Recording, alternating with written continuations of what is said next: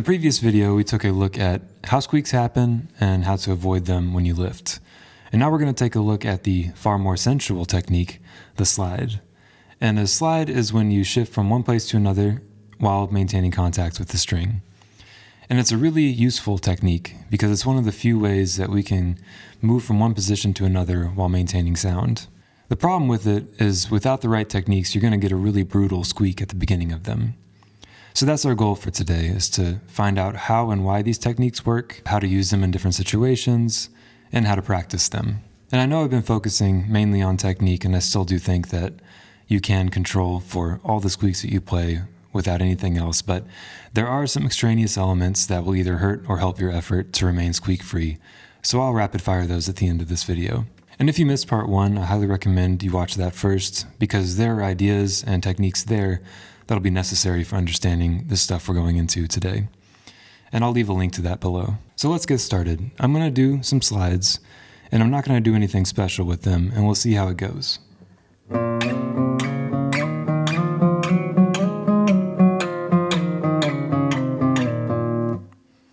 Okay, that didn't sound very good. So what's happening is when you're doing a slide, the finger starts from a stationary position, and then it's going to move in the direction of the string. But what we know about directional force is that is what directional force is. It's a force up or down the string. So it starts stationary, builds in that directional force, and then the friction instantly breaks when we move. How are we supposed to prevent directional force when sliding is directional force? And the truth is we can't. But we can control how smoothly we break that friction. So here's how we do that. I'm going to use my arms for an example for this. So pretend here's the finger, there's the string. So any bit of stickiness is going to cause a squeak. But instead of having that pressure straight down and then building in the tension and pulling it, causing the squeak, I'm going to drag the finger or push the finger to gently break that friction. So here's what that looks like on the guitar. I'm going to drag my finger along by naturally turning my hand and allowing the second finger to be dragged along with it. So it'll look like this. I'll do it one more time.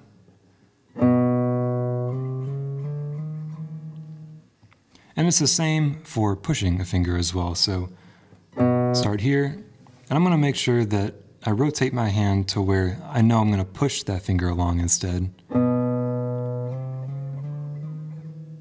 One more time. And I'm curious if you guys noticed this, but these are the same palm in and palm out positions we used in the previous video. So if we're dragging going up, we're going to use a palm out position.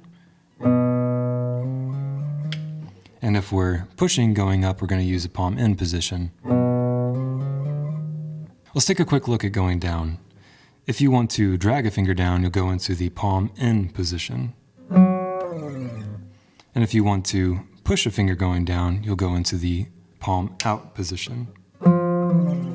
And if you stop here, I don't think you're getting the full picture because there are some quirks and details that I think would be important to know. First, let's talk about the rocking motion. And the main reason I do this kind of rocking motion before a slide is because my hand was in a different position for the slide and I needed to change it last second to make sure I didn't squeak during the slide. So if I had a neutral kind of position here, and I know I had a slide coming up that I wanted to push up, I would rock it into the palm in position so I know I can slide up without a squeak. The important thing to remember here is that you can, if you're already in a palm in or palm out position, and that coincides well with you sliding, you can just start from there.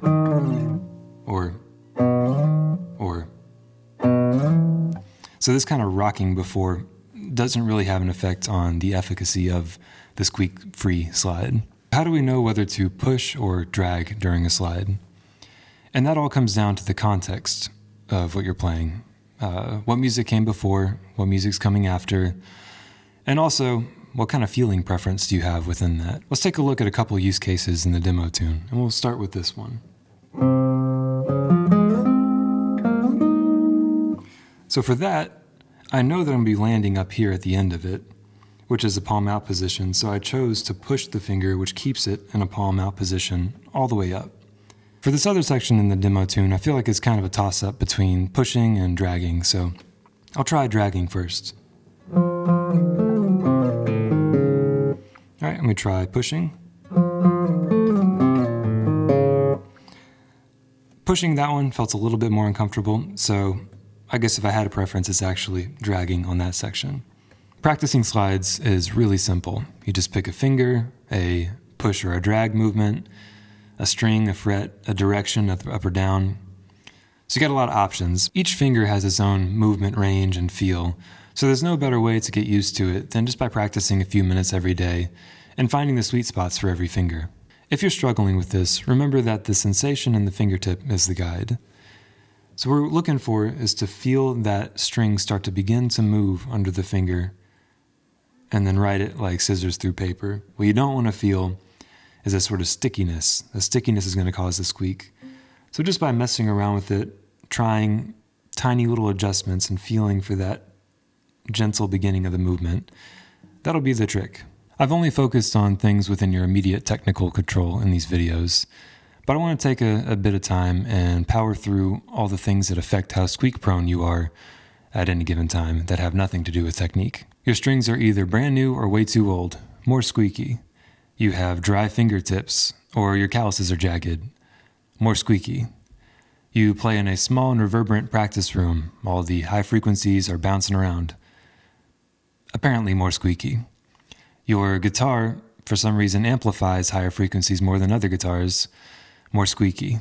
If you want a few moments of peace and don't want to fuck around with all this technique, just brew yourself some tea and dunk your fingies in it. The squeaks will mostly disappear, if only for a few minutes. If you're still here, hit me with any techniques or ideas you'd like to learn more about on the classical guitar. Also, I teach lessons online, so if all the information on the internet is overwhelming, reach out and let's see how I can help. Okay, bye.